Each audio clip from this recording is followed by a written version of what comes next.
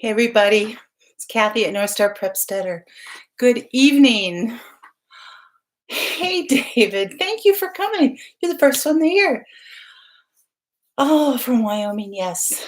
So you had warmer temperatures that it all melted. Yes, lots of wind. Ours came in about 2 or 3 rounds throughout the last few days. The first one was like on Wednesday. I think, yeah, Tuesday, Wednesday, and then it actually cleared up for Thursday, so we were able to travel and get everywhere.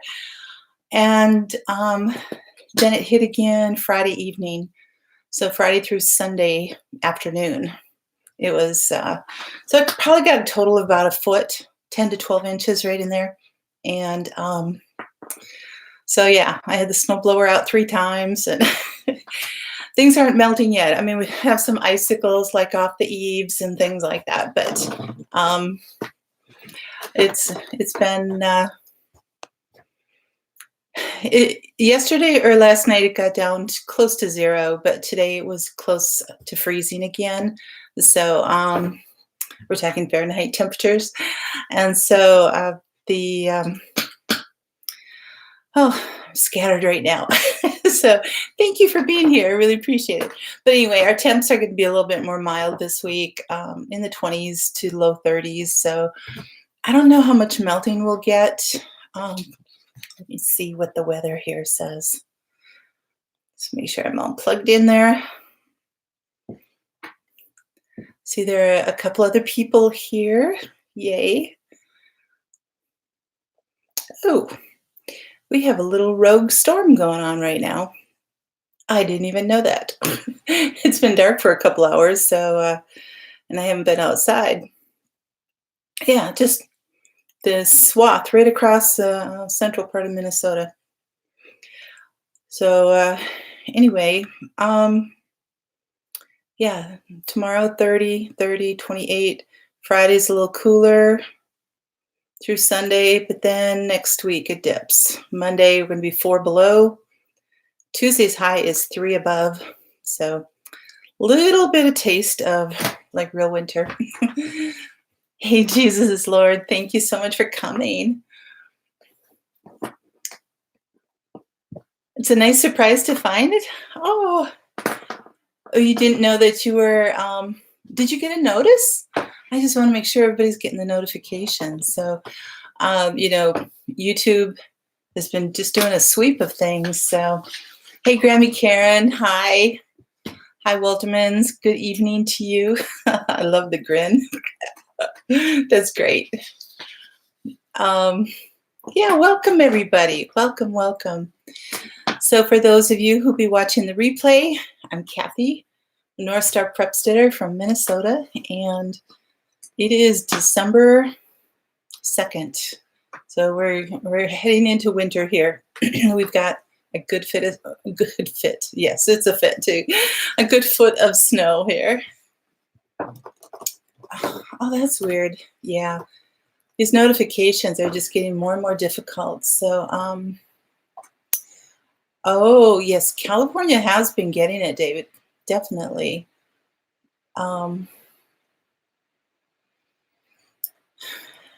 Yeah, they've then planned because of storm over. So that's this coming Saturday or last Saturday's storm, because it looks like you're just getting a bunch in over and over again. Hello, Eli. You'll be good. Oh, you're just funny. You're just an old codger, so I'm okay with it, really. Oh, you guys. Well, I'm glad the Waltmans had a notification. That's good. Yes, I think since June I've not had them one time.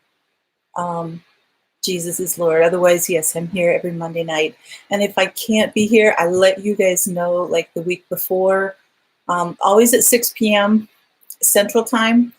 But if I can't be here, I'll let you know, and then I'll try to have a video set for that time too. So this coming Saturday. Okay. Yeah, you don't want to get stuck in Wyoming, that's for sure. Or try to navigate that stuff in California.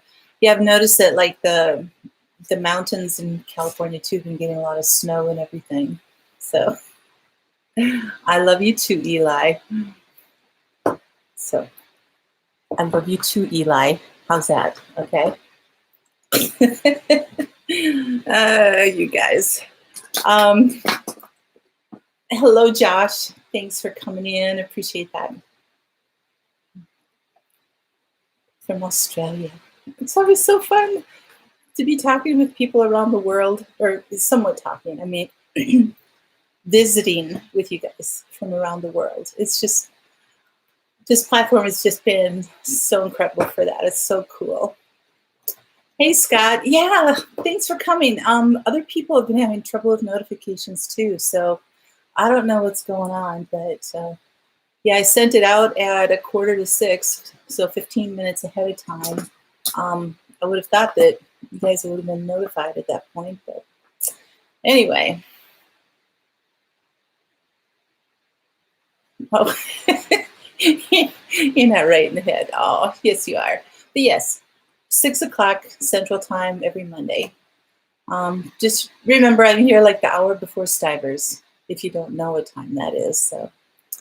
So the ski resorts are making, oh, yes, they are. Like all over, from the California mountains to the Rockies to northern Minnesota. Oh my goodness, yeah, we've got a couple feet of snow already. At least some areas like over around Duluth, probably 3, almost 4 feet of snow up there. So yeah, they've got a lot. Hey, Leanna, thanks for coming. You survived the snow too? So you had mail problems, like snail mail problems or notification problems. So, oh yeah. Yes, Josh, what's happening with the fires? I mean, we just don't really hear any of that over here, of course. And even when we have fires here in our country, we hardly hear about them, unless it's like LA or something like that. But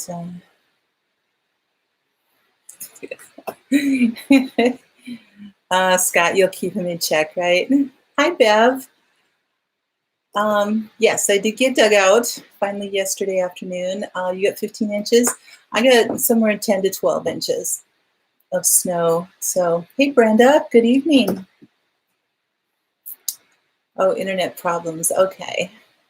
Hi, Rainbow 505. Good evening. We're getting the gang all here. This is great. The chicken house door had 3 feet high drift. Yeah. Yeah, once the winds kicked in, it shifted from the east to the north. That was definitely changed things up in that way. So, D. Huey, well, hello. I think you're new to my live. I don't remember your name before, but I apologize if you've been here before and I haven't remembered. So, hey, Alicia. Oh, no. I'm so sorry that, oh, your recovery is not going well. We will pray for you, Alicia. Absolutely. And please, I hope that you're just trying to pass some time while you're waiting. But, you know, maybe this is getting your mind off of it. But I just, yeah, well, I hope that nothing went bad because of the surgery. So Josh, you're safe from the fires. Most of them are over on the other side of the country. Okay.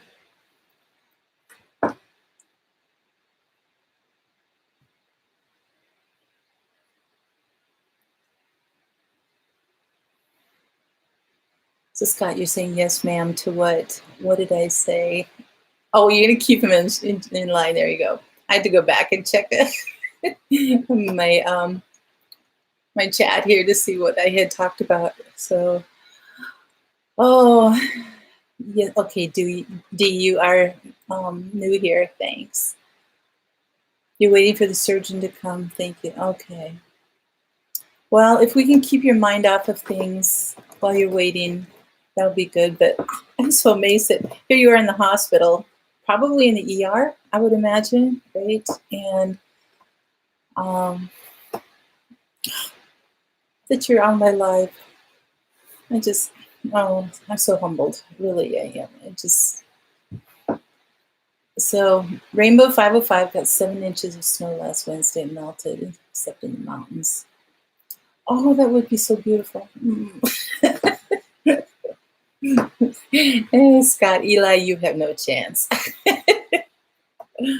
Between Scott and Dave, yeah, they'll keep you in line.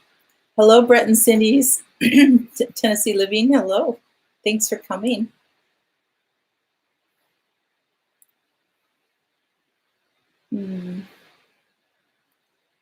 A gallbladder surgery should be a fairly standard surgery, so I'm hoping it's nothing serious, Alicia. I really do. So, hey, Anna. Well, thank you for listening in. That's good. You know, I don't know, for some reason, when I put my phone on Bluetooth and I have sound going on, like in videos and stuff like that, it's silence. So I must be doing something wrong in my car. Oh, for that. But so we've got Abiding Acres. Hello.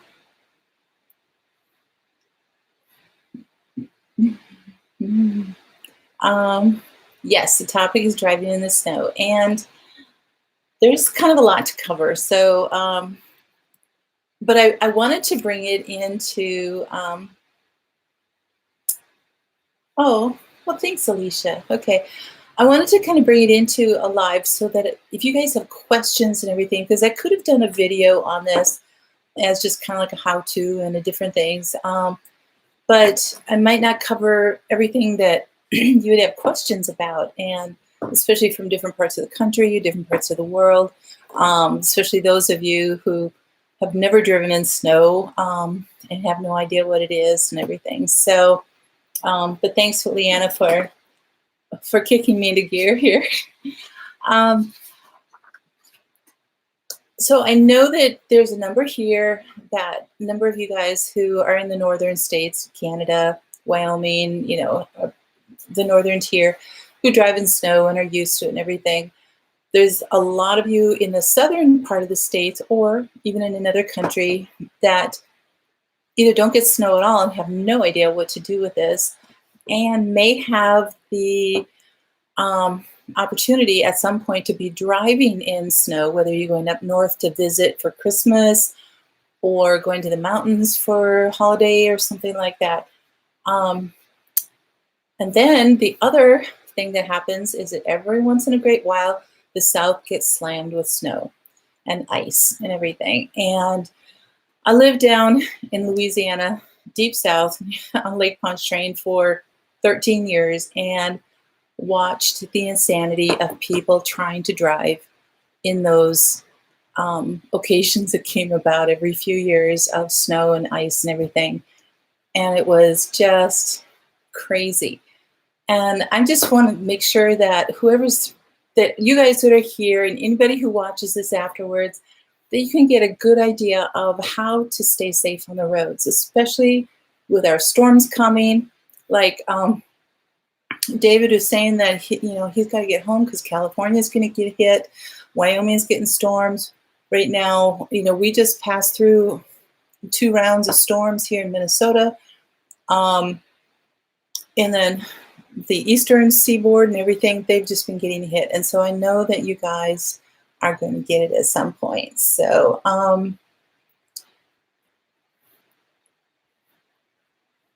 yep, exactly, Leanna. So I've got like kind of a whole thing here. And so I'm going to go through this. So if you have questions, I may end up getting to it, but if I don't answer the question that you might have in your mind, then you can kind of answer, ask me or something. But so anyway, prepping for driving in the snow. First of all, if it's a storm that's coming, can you either stay home, just not even be on the roads? Or can you leave early, like David is, he's leaving early, getting back to California to beat the storm? Or can you stay where you're at and wait it out and then go where you need to be afterwards? Almost every single schedule, short of having a baby and a funeral, hopefully, can be rescheduled. So our life is not so set in stone that we can't reschedule something. And because it's not worth your life to going, I've got to get to that meeting or I've got to get this taken care of, it can wait. So,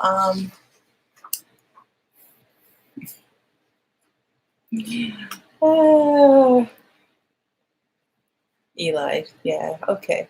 So anyway, first of all, yeah, for any storm that's coming, determine if it's going to be worth it to be out on the roads. If you have to be out on the road, do a few things. First of all, watch the radar, watch the weather, see what's happening.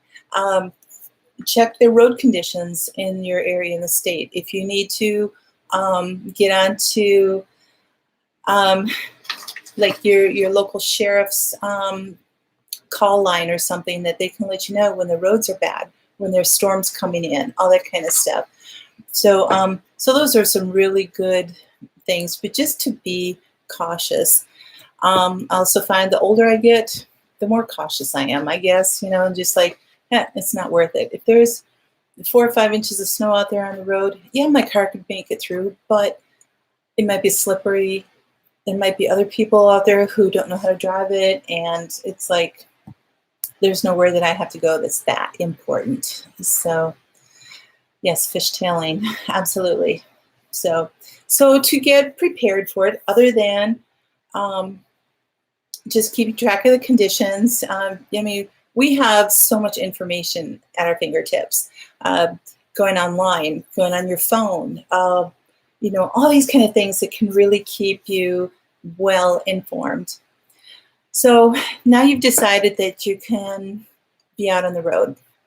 Okay, that maybe it's not going to be too bad, or a storm has just come through. There's still some snow on the roads, different things like that, and you have to get to the ER. You have to get to work for an emergency of some sort or whatever. Hey, Joyce, thanks for coming in. I really appreciate it. So that's true, Eli. It does take longer to heal. So we're like, yep, that's a good point. Absolutely. So first of all, you're prepping for being out on the road and driving in snow. Are your clothes and the different things that you have. Make sure you've got good boots on, so that if something were to happen and you needed to walk a distance, if you went into the ditch and you're 2 miles from town or from the nearest farm or whatever, that you can make it through without your feet freezing, without sliding all over the place, different things like that. Even if you don't want to wear them while you're driving, at least have them in the car with you. Do not be wearing flip-flops during the summer, during the winter, sorry. Don't wear little canvas flats or something like that. Wear proper footwear. If you're like going to church and you don't want to be wearing your big snowmobile boots into church, bring your good shoes along with you and change out before you get into church or something like that. So there are things that you can do. Just be smart about it. Don't worry as much about fashion and things like that. And a jacket. Make sure you've got a good warm jacket. Going out in 20-degree weather with snow out there and with just a hoodie is not right. You just can't be doing that. So hey, Paul, it's been a while since you've been on here. Thanks for coming.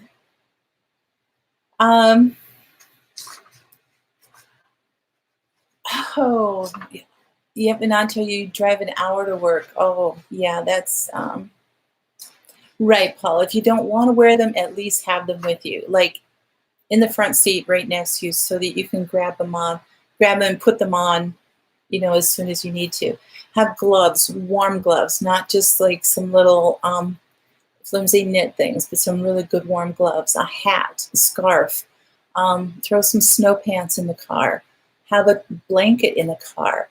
These are some of the other emergency kits. Have an emergency kit of food. Have, always bring, here when the temperatures are like below zero, but definitely below freezing, we don't really want to keep water in the car because it'll just be an ice block, but at least bring like a liter of fresh water with you. Have a bottle of water every time you go out and get in the car. So you've got something.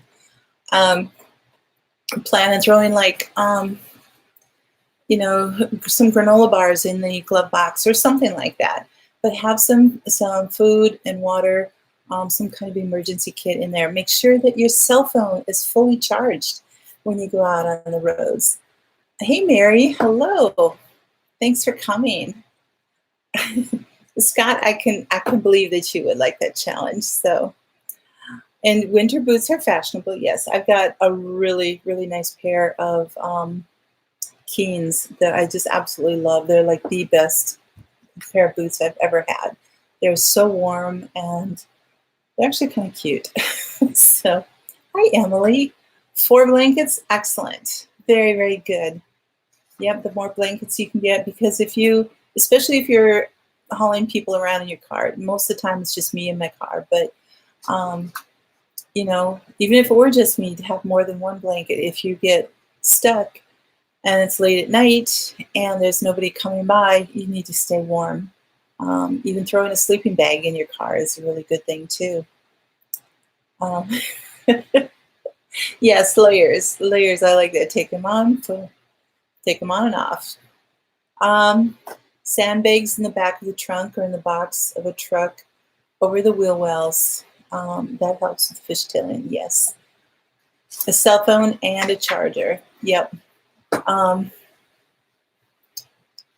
me see. Food, water. Yep. So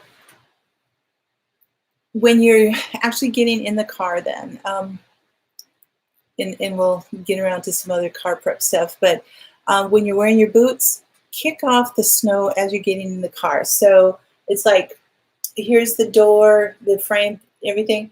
Just kick your boots off against the frame of the car before you get in, so that it kicks off the extra snow that's packed in under your boots in the grippy things underneath the treads. So what happens then, if you just get right in and your car is cold and you've got snow packed in your treads and it's like caked in under your boots, what's going to happen is that your boots are going to be slippery on those pedals. So if you're driving and you need to hit the brakes or the gas and your boot slips right off because you've got this ice packed up under your boot, you could cause an accident doing that.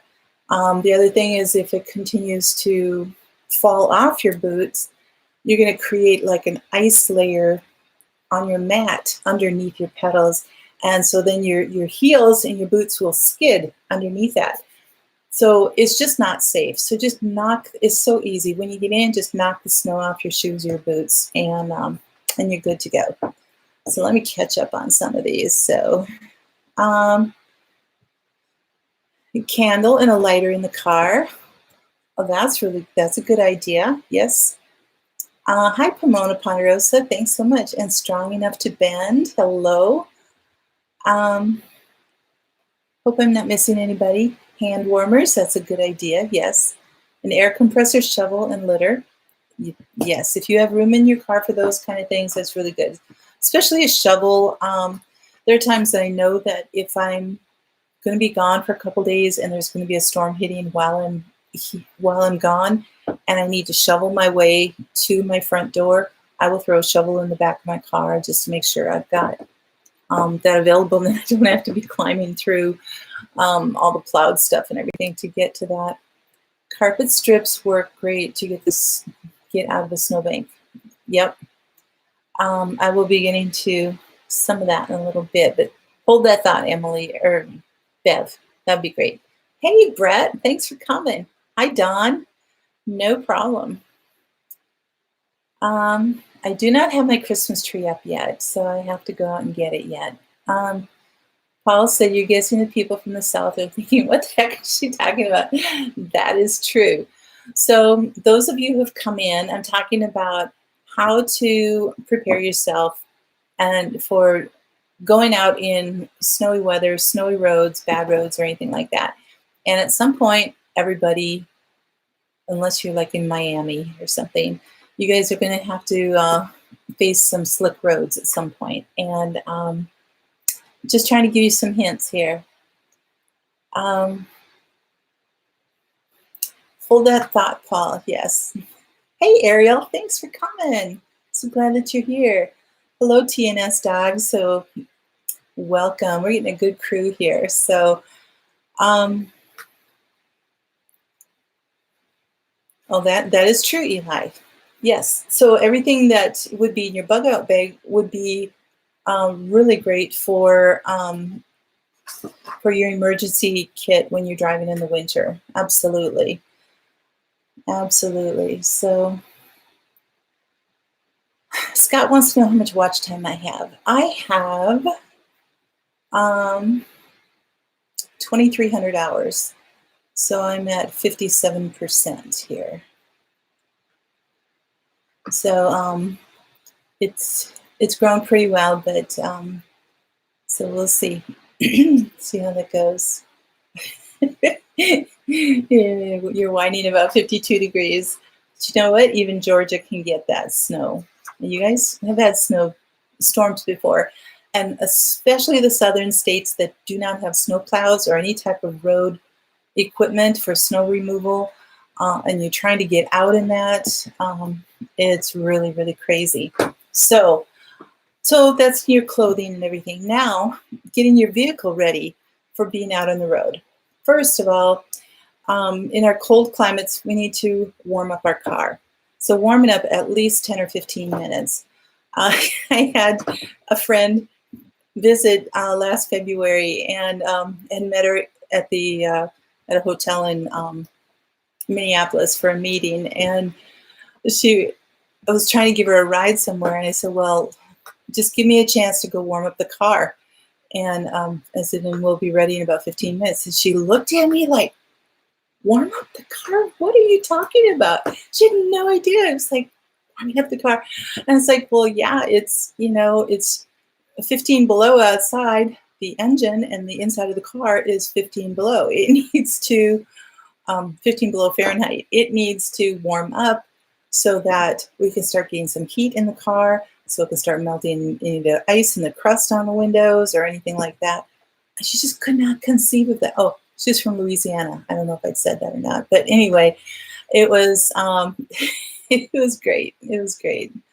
So, oh, Alicia, okay. You take care, please. Okay. Hopefully you heard this. So 5 days of snow here in Nevada. Ooh, getting some there, you. So, yeah, Brett, you do get a little bit every few years. Ariel says, my winter driving kit is there year-round, except the big snow shovel and the 5-gallon bucket of gravel, which are only in there 8 months a year. Hey, those other 4 months, you're doing great. The little shovel is always in there. Yeah, it's, because Ariel, when you're going up into the mountains, there's obviously still going to be some snow somewhere, right? 3 times since 1973. Oh, that's cool. Well, hello, Morris Patch of Heaven, Homestead. Hello. Thanks for coming in. Hopefully I get caught up in here. I'm really behind. Oh, Julie, I'm glad that you got your seeds. Oh, good. That's wonderful. We just think you guys are just loving here. Bev said every year I think I should put auto start in my car. I know, I really wanted to. For me in my car, it would be about $800 to put auto start in there, and just was not in the picture. So anyway, so other than warming up your car, the other things to make sure that your vehicle is ready, to make sure you have good tires. You cannot be out on snow or ice with bald tires. that is a recipe for disaster. You need to have good tires. If you're able to get snow tires on there, that'll be a plus. Snow tires are tires with like little nubbins of I don't know if they're metal or rubber or not, but they help to grip the snow much better when you're driving down the road. And I don't have those, but my tires are pretty good. So anyway, David says someone from North Dakota was going to start driving south until someone asked what the plug out the front was for. Then he was so mad. Oh, that's good. That's good. Okay, for a lot of you that don't know, especially older cars, but you can get these added. They're engine heaters or oil tank heaters. So you can have them installed after market and everything. And I don't know, for $150, $200 or something. But it puts a little heater attached to, like I said, either your engine block or your oil pan. Oil pan is usually a better idea because that's the one that turns into sludge. So if your oil is warmed up and heated enough, that can help your engine a lot better. Then it has the cord and the plug-in that hangs out like the front of your grill on the front of your car. And so people look at it and go, what's that plug hanging there? Well, you can take that and plug it into an outdoor extension cord to a power source on the outside of your house or something, and that activates the heater and keeps your car, keeps that heater going so that you can actually start the car easily in the middle of winter.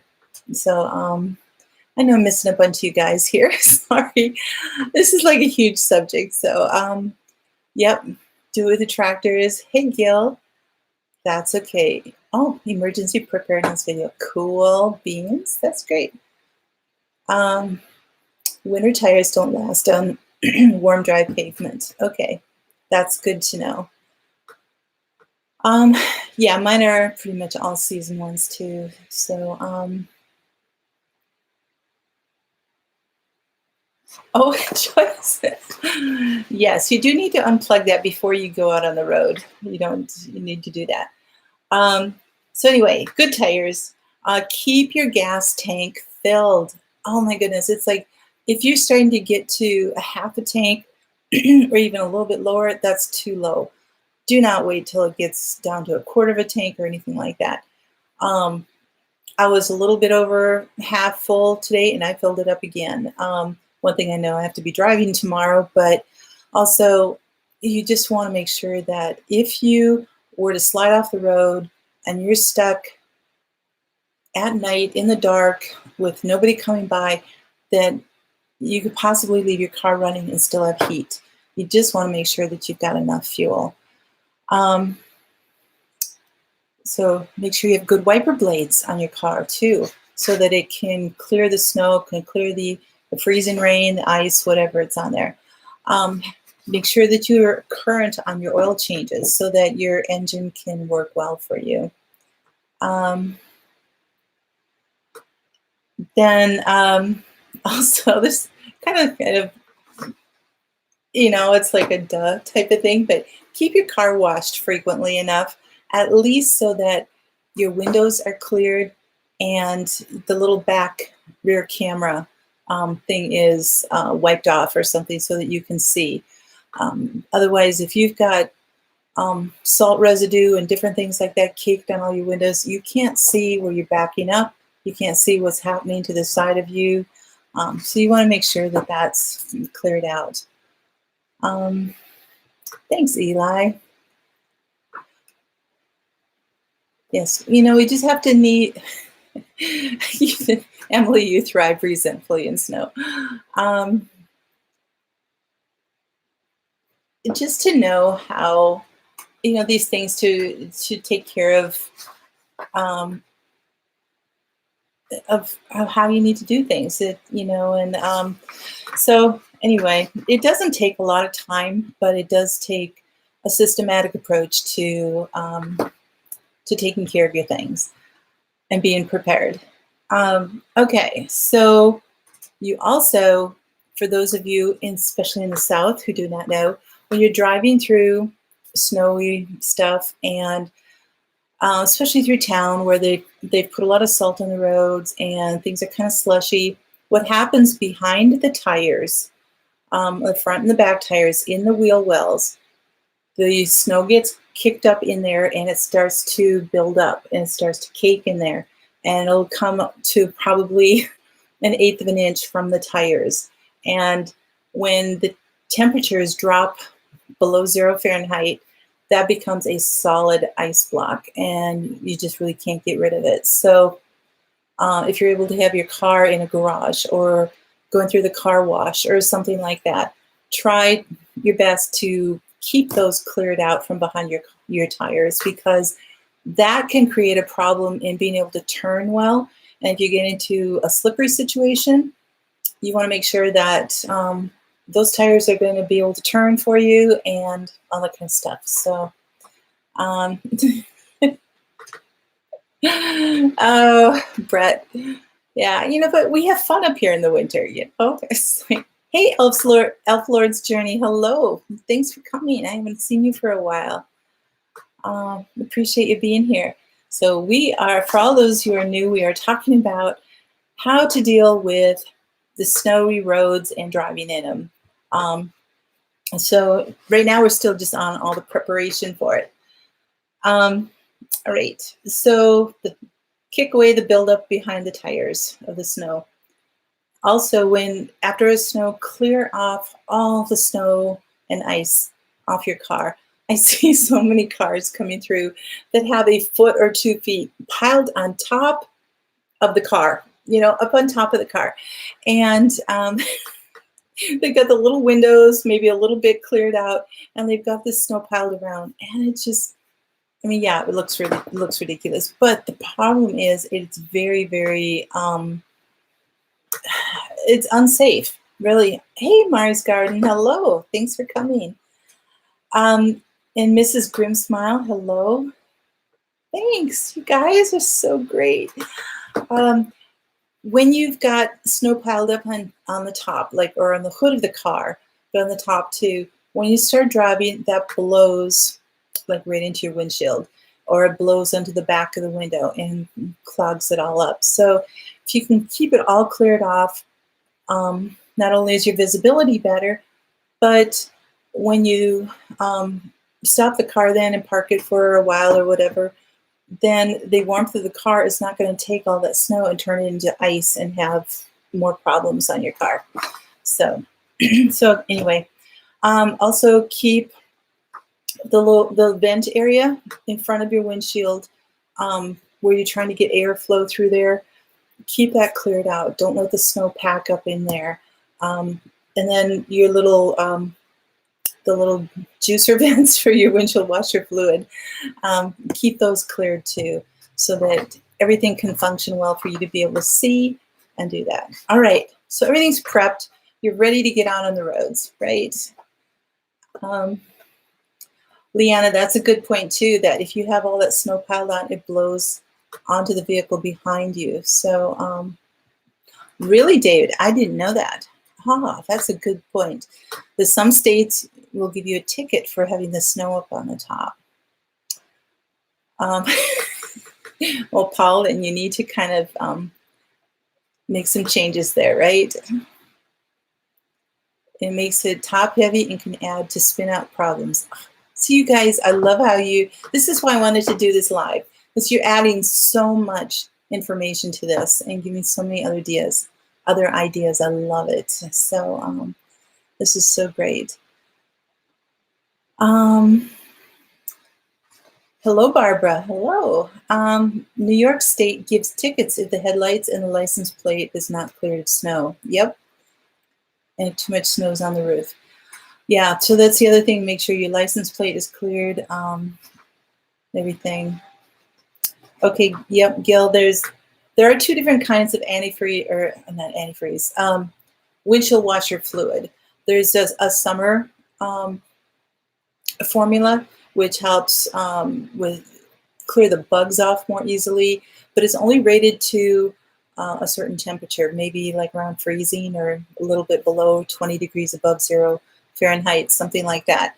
You need to get a winter fluid in there that can be rated to like 30 below at least, 30 below Fahrenheit. So anyway, yeah, Bev, I didn't know that. So that would be, I've just always cleared my car. So I think that's definitely a good thing, a good practice to have. So yes, the windshield washer fluid. So make sure you change that out too. That's a good point. Thanks, Gil. All right. So we've got everything ready.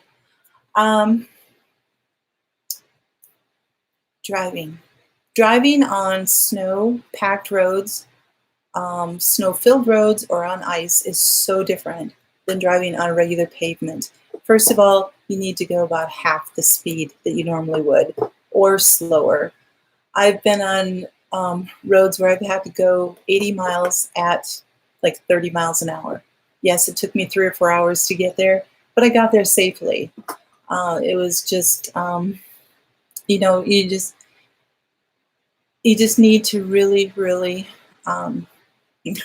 take your time. Allow extra time for wherever you're going to go. If something, and I would say an extra 50% off of however long it takes you to get there. If it normally takes you half an hour, add 15 minutes to that. So allow yourself 45 minutes to get to this one place. If you're there, yes, Eli, I will let you know when I have a 30 below day, and it's probably only about a month away. So yeah. Rain-X on the windshields, does that keep the snow off too? Doesn't keep the snow off. It'll help to, Rain-X can help with not having the ice form as easily, but the snow still piles up. If you're getting 8 inches of snow, it's going to sit on there. You still need to clear it off. You worked in the rental car business for 37 years. You can tell all kinds of stories about chains and stupid people. Oh, yeah. You know, way back in the olden days, like in the 60s and stuff, in the 60s and 70s and 50s and back beyond there would be some that would put chains on their tires on the regular cars for the winter. Not such a great idea. That's when they developed snow tires and all-season tires because, yeah, if those chains break and then they end up flying into the windshield of the car behind them, all that kind of stuff. So not the greatest thing there. Emily, does anyone know of a reason not to use the winter windshield fluid all year? You know what? I do use it all year. I've got, I use a Rain-X brand of the orange one, and it's an all-season one. So it'll go down to 30 or 40 below, as well as take care of the bugs. So that's the only one I use all year round. You know, you pay a little bit more for it. I think it's maybe $3 to $4 a gallon, but it's worth it to me. I mean, you can get some for $1, $1.50 a gallon, but it really doesn't work that well. Yep, Barbara, slow down. Gotta be smart. That's true, Gil. Just 30 below. And there again, that's another one of those things. It's like, are you going to, is it someplace you really have to go, you know, when it's that cold? Or, you know, Eli, you've got me so distracted here. So, hello, Cabin in the Woods. Thanks for coming. Appreciate it. And the Hive in the Homestead, hello.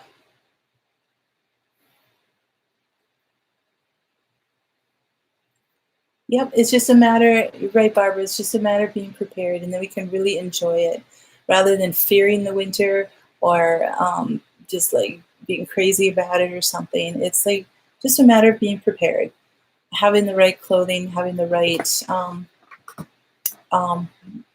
attitude of preparation and that type of thing. So um, also, okay, so we're driving, so allow yourself extra time. Drive slower than normal. It's not worth your life to rush. People think that it's just snow on the road. I don't have to allow extra distance for stopping, or I don't have to, I can still hit the brakes boop, and be just fine at a stop sign. That's not true. Okay, so allow yourself extra time. When you're coming to a stop sign, you see it coming up there, start slowing down. Let the car kind of slow down naturally, and so you're not slamming on the brakes, because that's when you're going to run into trouble. You're going to slip, slides, get out, all that kind of stuff. Also, for taking corners, allow yourself enough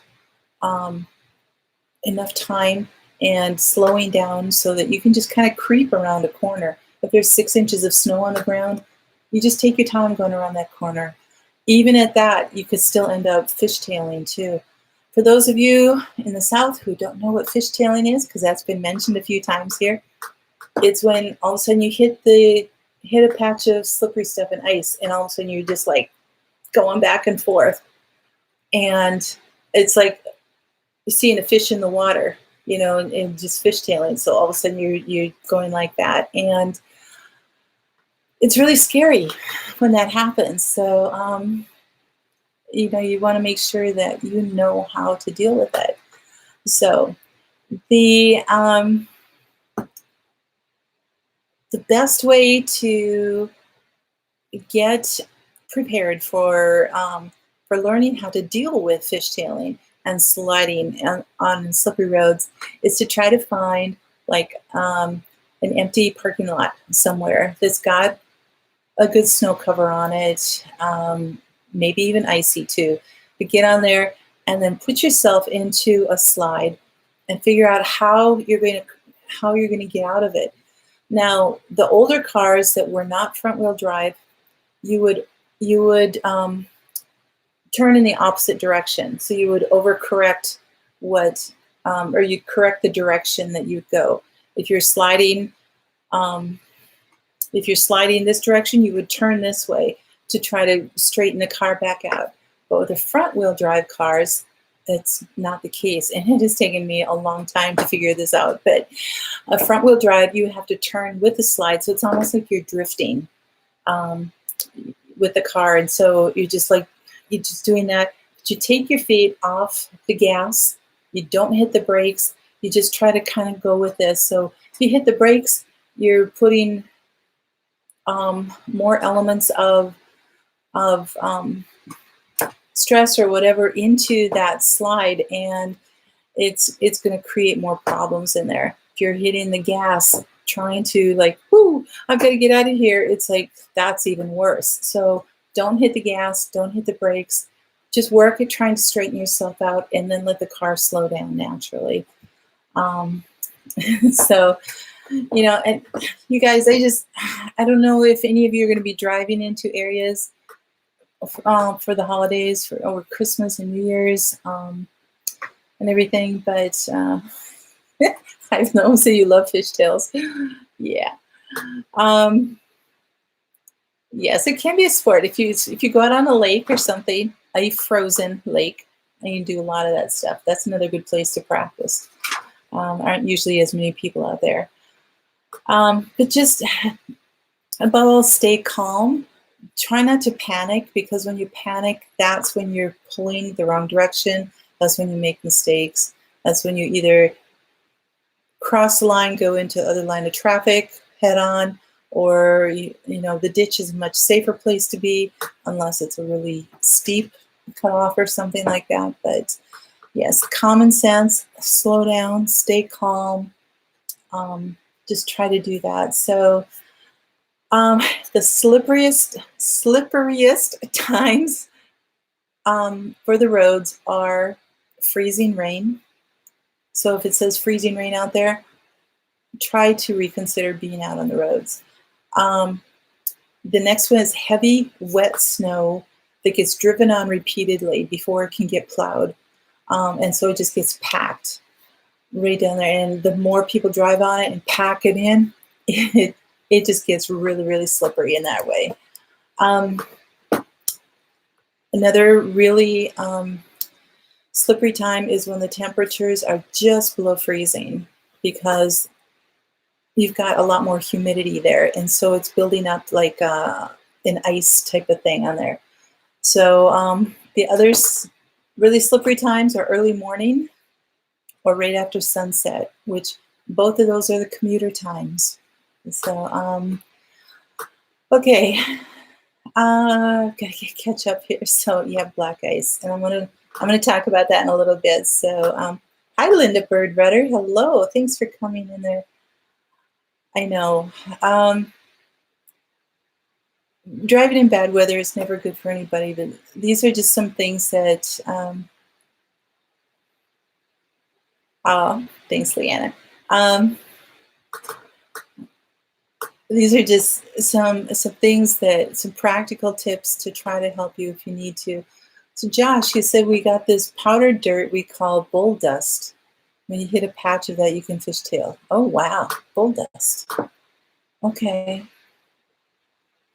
Is it mixed in with something? Is there like a clay with that, or when it gets wet or anything? It's just the dust. That's really interesting. So David, oh yeah, thanks so much. Same with the rear wheel drive, steer into the direction of the slide. And it seems like it's contrary to what you should be doing, because like you're sliding that way. It's like, no, I don't want to be driving that way. so turn the other way around. So Hive in the Homestead said tires cause friction coefficient max and cause to go out of control even more. Thank you.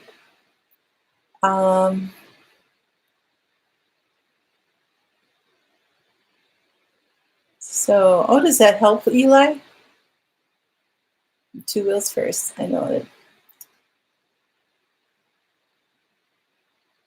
Oh, Scott, that's so sweet. Thank you. I know I've only got like 5 minutes left. You guys have been so great. I've been like talking about this the whole time. I knew it was going to take a long time and be really kind of consuming, but it's like so important because I want you guys to all be safe out there. I don't want to see anybody getting hurt. The other thing, the last thing I want to talk about was black ice. Black ice is just a thin, clear layer of ice on the roads that, because the roads are black generally, it looks, this what I call black ice, because it's ice on the blacktop, but you usually can't see it. It ends up taking on the color of the road. So you hit that, and whereas a lot of other icy areas are kind of white or off color, something like that, you can tell where there's icy patches. This is really clear. And you can hit that and spin out.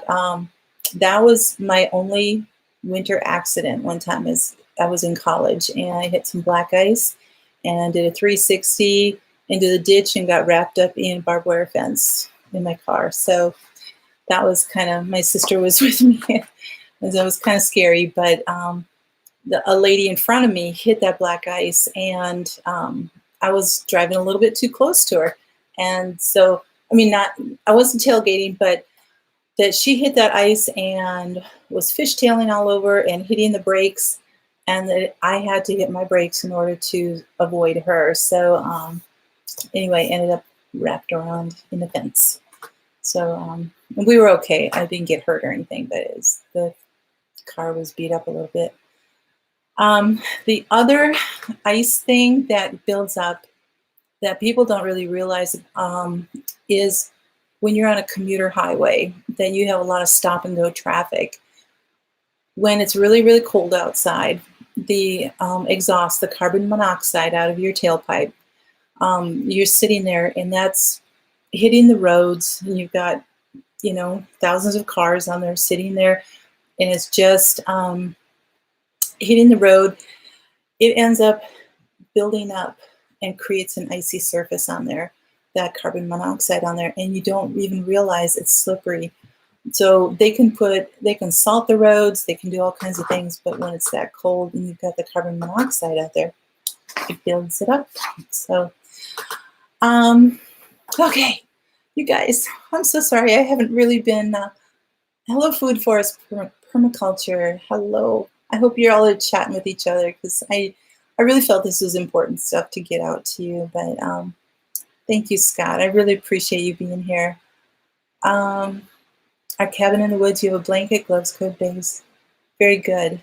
Good. So they're clay dirt roads mostly. That's so amazing, really.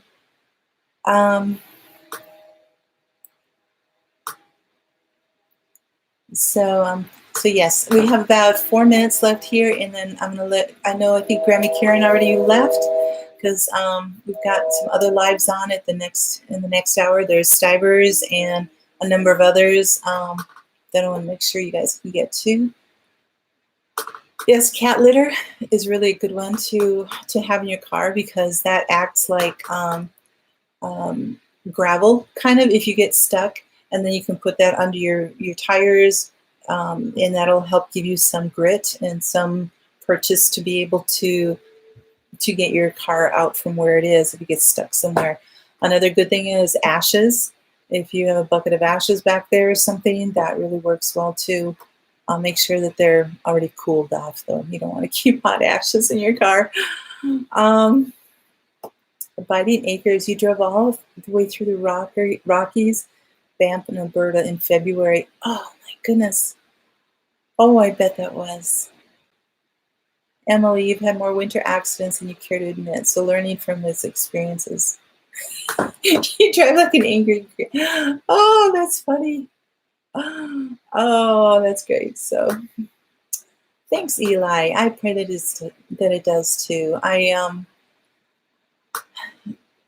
We've got a lot of winter ahead of us here, and I know that, like I said, a lot of you are going to be either on the roads going into northern states, or your state, even in the middle of the country or in the south, you're going to get hit with ice or snow, and just don't be out on those roads. I can't say that enough. So I'll tell you just a quick little funny story. When I first moved to Louisiana, I was working in downtown New Orleans, and I was taking a commuter bus in there.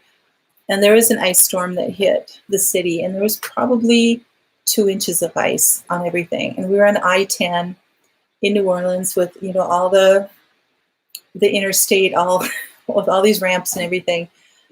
And there were people still trying to get downtown, which was shut down, but they were still trying to drive this, and everybody was kind of stuck. And here I am on this bus. The driver actually had been from Colorado, and here I'm from Minnesota. And I couldn't believe these people trying.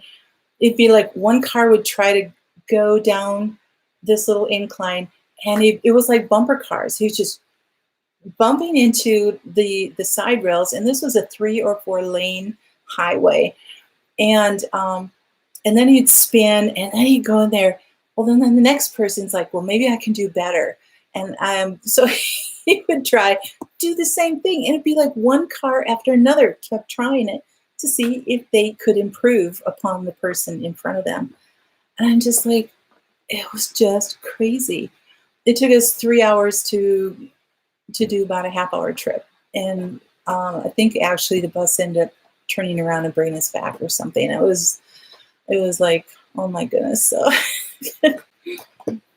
thanks, Eli. You guys are all special too. Especially you, Eli. Yes, you're special. You're a special person. Oh, Barbara, I think so. You've already been hit with some pretty good storms in there, I think, too. So, yeah, in the hills, everything else. So, oh, you drove across Minnesota. Hi, Eliza Anderson. Thanks for coming. Yep, we got some pretty good snow this weekend, that's for sure. And you guys, I didn't get on Thanksgiving because it cleared up for Thanksgiving. I was able to be with my family. So anyway, you guys, thank you so much for coming. Thanks for listening to me go on about this the whole hour. and I appreciate all your input, and I appreciate you so much for coming and being here. And we will see you next Monday. Love you all. Take care. Bye-bye and God bless.